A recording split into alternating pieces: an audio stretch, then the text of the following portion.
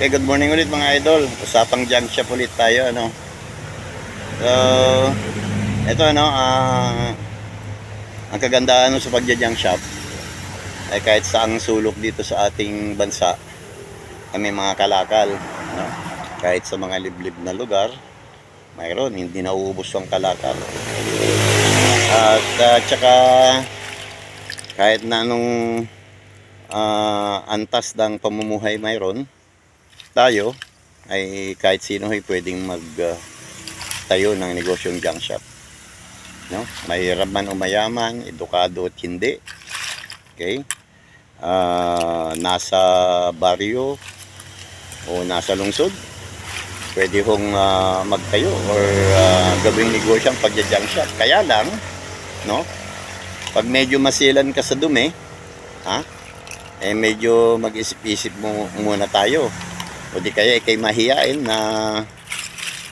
na ikaw ay naggagamas ng mga kalakal, ay medyo hindi siguro babagay sa atin yan. O, katulad ng ganito ho, ayan o, napakalangis yan. So biruin nyo ho, kailangan po nating linisin, no, mga bakal na, no, kailangan natin ayusin, mga lata, no, at kung ano-ano pa. So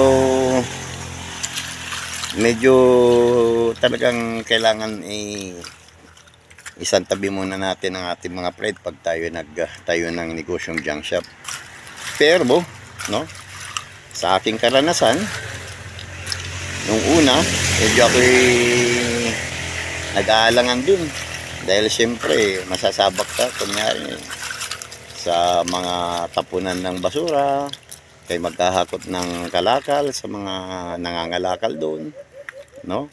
Ikaw ay paminsan-minsan maghuhugas ng bote, paminsan-minsan nagbabalat ng plastic. Anong una yun ako'y nag-aalangan, ako'y medyo, sabi ko, napakahirap naman na ganitong hanap buhay. Kaya lang, sa umpisa lang yun. Pag nasubukan po ninyo ang mga lakal o kaya maghimay ng mga kalakal, ano, yung mga sabihin natin mga halos basura na, ay kalaunan ay medyo hanapin na rin ninyo, lalo pat medyo nararanasan ninyong tumubo ng konti. Ayan, nararanasan ninyong magkaroon ng financial independence dahil napakabilis naman ang turnover nito.